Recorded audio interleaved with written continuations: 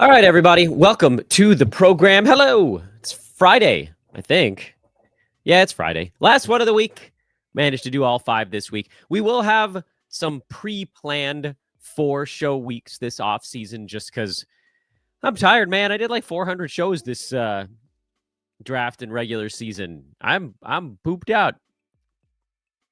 And there just isn't. I mean, there is, like, you can make 5 shows a week for the entire off season. I've done it for like 8-9 years running now, but I don't know that you really need to.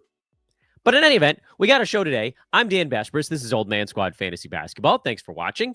At Dan Besbris on Twitter, at Old Man Squad on Blue Sky, and actually Old Man Squad on Twitter is the network feed where you can get all of our amazing stuff, including daily episodes from Noah Rubin right now, including a fantabulous, that's right, mock draft with the great Matt Lawson. That episode aired earlier this week. Has some very nice traction over on the YouTubes. I don't actually know how it's doing everywhere else, but Matt's a must-listen guest. Noah is an amazing host, so make sure to subscribe. You guys can get all this stuff. I'm sleepy. I didn't sleep well last night. Irritable bowel getting the best of me, but today we are going to talk about how sophomores did this past season. And basically, if you might not, I don't, maybe you don't actually care where I come up with the topics for the day's shows, but in case you were, I'm basically looking at all of the specialty episodes we put out during the preseason, and I want to know how we did. So this one, this is just the recap slide of what we had from the preseason. So again, if you're watching this on YouTube, what you see before you was the final slide on our second year players episode. For those that are listening in, this is what everybody is seeing on their screen. The recap slide says undervalued, 4 sophomores, Derek Lively, Amen Thompson, Trace Jackson Davis, and Brandon Pajemski. Overvalued, Chet Holmgren and Brandon Miller. Build type sophomores, Keontae George and Scoot Henderson. And an alien, Victor Wembanyama. So basically, these were the 1, 2, 3, 4, 5, 6, 7, 8, 9 sophomores that were consistently getting drafted in the first, call it 10, 11 rounds of fantasy drafts this past season. I didn't go beyond that. I don't know that any other sophomores would have actually fit beyond that, but like this is guys who basically went inside the top 120, 130, 140 range. Some of them earlier than others, obviously. Wemby, we're looking at you. And Chet, actually, also pretty early. And then Brandon Miller was the next one down the board, pretty far down the list at that point because Wemby was 1. Chet was a second-round draft pick. Miller was a 6th-round draft pick. And then I don't remember, and I can check back while I'm talking, but I don't think any of the rest of these guys were going inside the top 100 consistently. Amen Thompson was pretty close in more expert-type drafts, but the other guys definitely were not. Derek Lively was probably the next closest, and then Keontae was kind of wiggling in there. So let's go through and let's see if we got these right, and let's figure out how we did on them. We'll start at the bottom with an alien, because there was really no way to rank Victor Wembanyama as overvalued or undervalued. He was being drafted first overall. I know I had Nikola Jokic. Many of you guys also had Jokic number 1, but a lot of people had Wemby at 1. And so there's quite literally no way for him to be undervalued at pick number 1. The only option there is to be overvalued, or maybe it's just that's about where he belongs. And that is about where he belongs. And that's why we called him an alien, because there are very few guys that you can put at number 1 and say, this is a pretty good number 1 pick. Obviously, the blood clot screwed up the back half of his season, but that's pretty fluky, and there's no way that anybody could have known that was coming when they drafted him this year. So for Wemby, he's an alien, and he was fine to be drafted super early, and as a sophomore, he just had to be listed on this board. It would have been simpler to just leave him off, but he's there, so that's the way it goes. BetOnline is the world's most trusted betting platform and your number 1 source for sports betting action. Baseball in full swing. As a Dodger fan over here, I was fine with watching my team win by almost 20 more runs yesterday. You could have won a money line, run line, and run line bet on that game. That doesn't exist. You got the NBA playoffs, you got NHL playoffs, you got UFC, you got obviously football coming swinging around. It's always swinging around. And not only does BetOnline provide you with odds, news, and scores on these games, you can even get down on them during the action with live in-game betting. It's actually a lot of fun. Just make sure you don't trip over yourself trying to do it too many times. Timeouts, I found, are pretty good times to do it because the score doesn't change, so they're not adjusting the odds super fast while you're trying to get down on it. Plus, BetOnline has you covered with a BetOnline casino that's got all the top Vegas-style games, including poker, slot games, blackjack, and more. BetOnline, the game starts here. Okay, let's look at the build. I'm sleepy, sorry. Let's look at the build type guys next. Keyonte George and Scoot Henderson. One of the big issues, at least that I had with Keyonte George, was that he didn't play every day, which was a huge bummer because if you were drafting the young guy on the Utah Jazz, you expected him to be out there. He played 67 out of 82 games, which again, that's not a train wreck, but on a tanking team, you figure a guy like Keyonte would actually get to play. He was a field goal percent complete disaster, pretty high turnover guy. It was about a 2-to-1 assist to turnover ratio, which is fine. Not great, not bad. Not good defensive stats. 0.8 combined for a guy playing almost 32 minutes a game this past year. There are things, but again, like if you were punting field goal this past season, then I believe, did that push him inside the top 100? Not quite. Got him to about 125. If you were punting field goal and turnover, he was a top 100 guy. So that's your pathway to it. And frankly, I know that doing this as the sort of toggle doesn't really tell the entire story, but if you were punting steals, he was actually a decent point guard play as well, because at 0.7, he was deriving his value from scoring, threes, and assists, and a slightly above average field goal, or a free throw number, excuse me, that did just barely push him through. He was not a guy that I wanted in almost any 9-category format, other than, again, like if you started with Trae Young, someone like Keyonte George would probably be another guy you could lean into sort of like your top 6. But it's hard to build a guard team that's punt steals, because that means that one of the stats you are kind of counting on is not going to be there. So now you got to win points, assists, threes, free throw percent, and the 5th is usually steals if you were going sort of like a guard-heavy build. So now you got to find a way to win rebounds, blocks. Tough task. I think we were ultimately wise to mostly avoid these build type guys. I did pick up Scoot as the season went on in 1 or 2 spots. He had a pretty good run, kind of right smack in the middle of the season. Overall, again, it wasn't enough to get him onto rank boards. He was outside the top 200 overall on the year. And, a lot like actually the Keyonte George build, in that he was around 2-to-1 assist to turnover ratio, didn't hit as many threes as George, didn't score as much as George, did get better defensive stats, worse free throw percent. It was hard to argue that either one of these guys was sort of worth having on a fantasy team. With Scoot, you probably had to punt basically the points league stuff. So field goal, free throw, and turnover would get it done. Field goal and turnover together only gets him up to 141. The fact that he was in the 70s in free throw, if you punt that, it doesn't move him up that much. But as a guard in a punt free throw build, he wasn't quite so awful, because you had a lot of field goal percent to kind of build off of. So having one bad field goal guy didn't really ruin your team, but you had to really work to figure out ways to get Scoot to make sense for the entire season. For that middle chunk where things were going better for him, it was a much easier call, because he had like a 2-month stretch in the middle where he actually was playing relatively well. But it didn't last. it finished up the season shooting poorly again. And I frankly don't know what the future holds for Scoot. At some point, the Blazers, I would assume, we're going to have to turn him loose, but that point is not now. The overvalued guys I had listed were Chet Holmgren and Brandon Miller, and we got to technically the correct result, but we got there in kind of weird ways. Chet only played in 42 games this year, which amazingly was more than what Brandon Miller got into.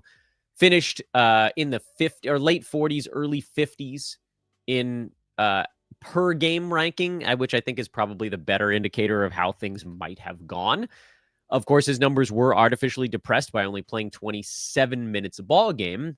That was a number that probably would have been higher had he maintained his health for the entire season. You can look back at the first, I guess it'd be like the first 2 to 3 weeks of the year.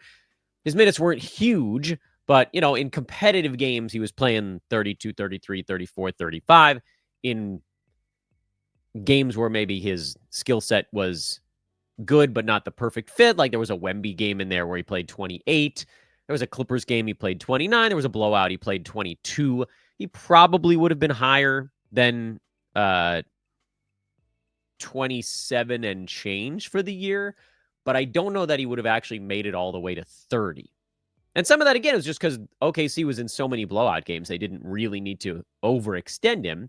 But also when he came back from injury, there were 5 games where he was averaging like 24 minutes a game. But it's worth pointing out that from basically after the All-Star break to the end of the year, he was effectively full starters minutes in games where he wasn't resting. And during that stretch, he was around 28-ish minutes per ball game. So it wasn't that much higher than the overall number. Yeah, you could pull out the games that were artificially depressed by coming back from injury or blowout or whatever, but OKC's going to have blowouts again next season. I don't think we thought they were going to have quite this many this year. But overall for Chet, it's a good season, but not a great one, I think is probably the way you could categorize it. He was being drafted early in the second round at the sort of midpoint of draft season. He got pushed down towards the back half of the second round near the end of draft season, which I still wasn't super enthused by. I thought he had a chance to get up near there. But we're looking at a guy who was around top 20 the prior year in 29 and a half minutes per ball game with a role that, what on earth is happening outside my window right now? Oh, my Lord. 2 days in a row with this nonsense, where the team brought in Isaiah Hartenstein to basically take some of the center minutes away from Chet Holmgren, slide him down to the 4, and like to no one's surprise, field goal percent saw a little bit of a dip. Free throw percent seeing a dip. That one was hard to handicap. Maybe downright impossible. But like a field goal percent mini dip was kind of predictable. The good news for Chet is that he still blocked basically the same number of shots per game. There was a little bit of a fear that if he slid away from the center spot, his blocks per game might come down a tad, and that didn't really happen. The defensive stats staying constant despite playing the 4 versus the 5 is good news. He still shot the 3 ball pretty well. Like the 2-pointers was the issue there. And, when Hartenstein's the guy who's right in front of the rim, they're just, you're not going to get quite as many dunks. It's just little fuzzy math kind of stuff that that tracks. Now, if his free throw number was up near 80 like it was the year before, he probably pushes back from that 50 some odd rank to, maybe early 40s, late 30s, but that still makes him overvalued. From this past year, I am extraordinarily curious where Chet Holmgren goes next season. I think he probably lands in the 3rd round, but I don't know because there are a bunch of guys in the 1st and 2nd round that are out for most of next season already. It's terrible news. I'm chuckling out of fear right now. It's like when a kid laughs when they're nervous. Jason Tatum is out for the year. Dame is out probably for the year. Kyrie is out for most of the season. Like, you're taking 3 of the top 20 off the board right out of the chute.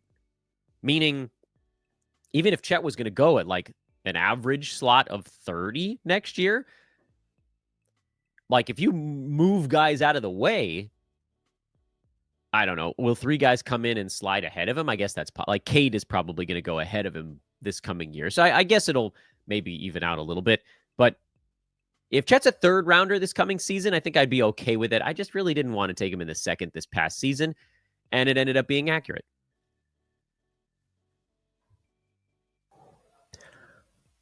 Okay, Brandon Miller is the next one on the docket. And, well, I mean, this one's sort of inconclusive. He was number 73 in 9CAT at the time that he went down for the rest of the season. He only played in 27 games, but that was certainly not my reason for feeling like he was overvalued. As it turns out, he was probably about accurately valued. 21 points, 4 3-pointers is a really nice start. His free throw percent was also very good at about 86. Steals and blocks were decent enough at 1.8 combined. That's pretty good. Didn't rebound or assist a ton, and the field goal percent was truly awful.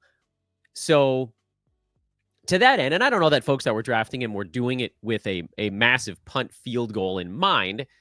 If you had that team build, then he ended up being a really nice fit for your club before he went down. If you didn't, you were perhaps a little bit blindsided by him taking 18 shots and missing almost all of them. So again, I think that's why this one is probably inconclusive. To say, oh, well, he didn't do as well as we thought. I mean, he did better than I expected in a couple of things, and he did worse than I expected in others. And so you mush that all together, and you get a guy where you're like, all right, well, like he probably was about properly drafted until the injury hit. So again, I don't want to give myself credit for the injury stuff on Holmgren and Miller. I think we were right that Holmgren was going a little bit too early. On the per game side, Miller was probably going like maybe a half round too soon, but like you're chasing the young guy, you're chasing a little bit of upside. And if the field goal percent slowly came up over the course of the year, like if it trended towards 42, 42 and a half, something along those lines, then he would have actually beaten his ADP. So inconclusive on Miller. I could give myself credit for the injury stuff, but I'm not gonna. So we're just going to say, Dan, you don't get credit. Let's move forward. The 4 sophomores that I thought were undervalued in some capacity were a couple of centers, Derek Lively II and Trayce Jackson-Davis, Amen Thompson, and Brandon Podziemski, who kind of sneaked his way onto that list at the very, very end. Let's start with the ones on this list that we got, I don't want to say wrong.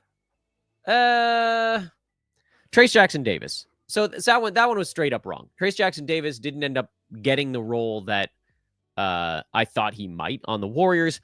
Luckily, the good news there is that you took him at pick 145, and so dropping your 13th rounder didn't really hurt you at all, but he just didn't play. He was bad. He didn't play. He had about 3 weeks in the middle of the season where it looked like the Warriors were going to turn to him more, and then they turned back away, and it didn't happen. They went back to sort of the Steph-centric, try to space it out, run the Steph Dre pick and roll stuff, move bodies off of him, and same old, same old. And so they just didn't really have a need for a rim running center when Draymond Green on the short roll is the guy that ends up doing a lot of the reads. And then teams are going to sag off of Draymond anyway. So he's usually going to kick it out. There isn't usually a whole bunch of space right around the bucket. And then they brought in Jimmy Butler, and that didn't change the way they were approaching things because that was just another guy that was going to get to play a ton of minutes. And they leaned hard into the Draymond at center defense, which actually worked quite well for them until Steph got hurt in the playoffs. The Warriors went on a really nice run at the end of the year, and it didn't involve Jackson-Davis. So he was not undervalued. He was properly valued as not good. Yes. Brandon Podziemski, while we're on the Warriors, was not good this year until the very end. He ended up at number... Well, I don't know. I mean, you could look at the very end of the season or like the second half of the year. He was basically like a 10th rounder the second half of the season. And after the team got Jimmy Butler, he was playable on pretty much a night-to-night basis at that point because he was involved in the offense. But it's hard to give credit. I don't think I can take credit for calling him undervalued because most of the season he was not playable in fantasy. It took until late February, and then he came back from an injury for Podziemski to figure out where he fit. So that would have required squatting on him for 3.5 months, which I am I am certainly not an advocate for that strategy. I don't like sitting on players. I don't like long stashes. They can make for a fun podcast episode every once in a while, but it's not a great strategy to win your fantasy league. You need those roster slots. But again, Podziemski was pretty good down the stretch. He averaged more than a steal. He was up around 3 threes a game. He had over 5 rebounds down the stretch. He was notably better and useful in fantasy. And if you were punting either of the percentages, he even got a little bit better than that. So this one, again, is bordering on inconclusive, but I think we can say probably not undervalued. He just kind of came on later, and he might be a better decision for next season than this one. Dereck Lively, I think, was actually the right call to say undervalued. He just can't stay healthy. He missed half the season again this year. But when he was out there, he was right around top 100, which is pretty playable in most 12-team 9-category formats, and he did it on only 23 minutes a game. So we kind of have to try to ask ourselves, what are the Mavs actually going to do going forward? We also had the issue with Lively of even once he came back after his long injury in the middle of the year, the Mavs had basically 3 centers, which they still have going into next year. No Kyrie Irving, but Anthony Davis, Daniel Gafford, Dereck Lively, PJ Washington was playing the 3 for this team, but he's actually played center before in the past. I don't know that there are enough minutes to go around anymore. Dereck Lively didn't play more than 18 minutes in any regular season game after his return. Some of that was, again, coming back from a 2.5-month absence due to injury, but some of it was also just there aren't 27, 28 minutes around for him anymore. And there were for stretches in the middle of the year. There was a nice pocket when he was healthy. The Mavs were not completely healthy around him, and they didn't have Anthony Davis, where he was playing 25 to 30 minutes a game, and those games were good. He's a bad foul shooter. We knew that going in, but like he was getting you traditional big man stuff, and it looked like he was the guy coming around. You could take a shot on him next year, but his chance to have success is probably nearing its conclusion unless the Mavs get rid of Daniel Gafford. That's kind of the rate limiting step here. They get rid of Gafford. Lively's going to get his 20 some odd minutes at center alongside Anthony Davis, and that might be enough. With Gafford around, though, AD's going to play some at the 5. Those two guys are going to split what's left at the 5. Even in a good scenario, that gets Lively to about 22 minutes a game, which, that pushes him into that 120-ish range. And that you're not like tapping into upside there. So I think this one was right. I think he was undervalued in drafts this year. He's going around that 115 to 130 range, and he had the ability to be better than that, but just couldn't stay healthy. So if I'm not going to give myself credit when a guy is hurt, a la Brandon Miller, I'm not going to remove my credit when a guy is hurt. And instead, you look at what he would have done had he stayed upright, and I think Lively probably would have beaten his mark. And then the one in the undervalued category that was the obvious, almost all the analysts agreed, big-time win pretty much from the get-go, minus the first 2 to 3 weeks, was Amen Thompson, who, I got to tell you guys, I don't know if you guys watched much of the Warriors, was that Warriors-Rockets series? The Amen Thompson looked like the best player on the Rockets in that series. Not best offensively, that was Şengün, but just all around, he looked like their best basketball player. And he's still very young. I think Amen Thompson is on his way to having a truly special fantasy career. I don't know what that's going to translate to on the reality side, because a lot of it's going to have to do with how his offense progresses, which right now is mostly at the rim. But if his offensive game can expand and the athleticism sticks for the next decade, this dude's going to be insane.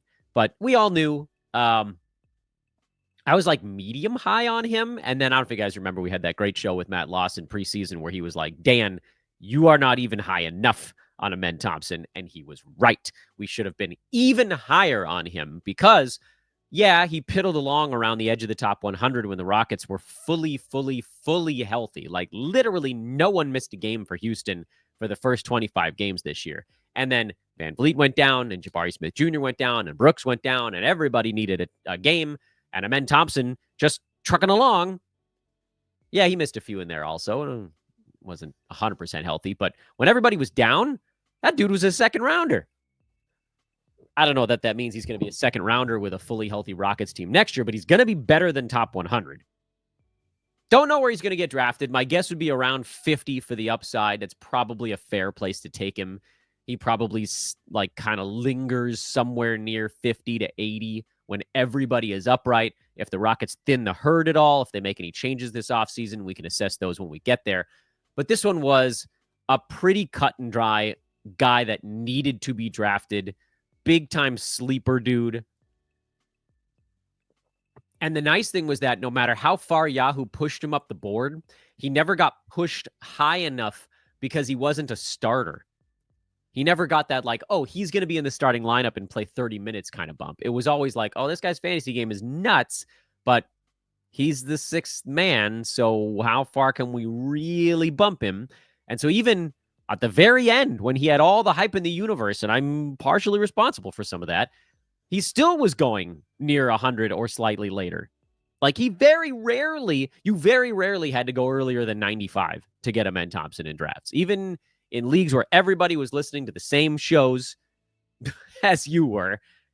Yeah, I mean, most of the like clawing over each other was for, Ivica Zubac was a guy that everybody was clawing over each other. I'm sorry, I blew up the value on that one a little bit. But he was a starter. Everybody knew he was going to play a ton of minutes. With Amen, there was just this little, like, what if it doesn't go right kind of thing that kept him from getting too far up the board. And so that made him a pretty easy call. And so that's how the second round guys or second year guys did this past season. Things we got right. Wembanyama was an alien. We got that right. Keontae George and Scoot Henderson were only for specific builds. We got that right. Holmgren was overvalued. We got that right. Amen Thompson, undervalued. I think Derek Lively also undervalued. I think we got those ones right. Things we got wrong. Trace Jackson Davis, definitely not undervalued. Brandon Podziemski, sort of like a semi not undervalued until the very end. And then guys that were where they belonged, actually just one of them, was Brandon Miller. He was where he belonged, blew out his season. Don't know where he's going to go next year. That's it. That was how the sophomores did. Sophomores I pay attention to. Rookies, you guys know the drill at this point. Like, rate, and subscribe to Old Man Squad Fantasy Basketball. We'll get our next episode from the great Adam King. Should be coming up next week. He's been battling an illness this week, and it's the off season. So when things aren't feeling right, which you'll see from me at some point very soon, there's no reason to push it right now. These are for funsies kind of shows. Thanks for watching. Have a great weekend, everybody. I'm Dan. I'll see you Monday.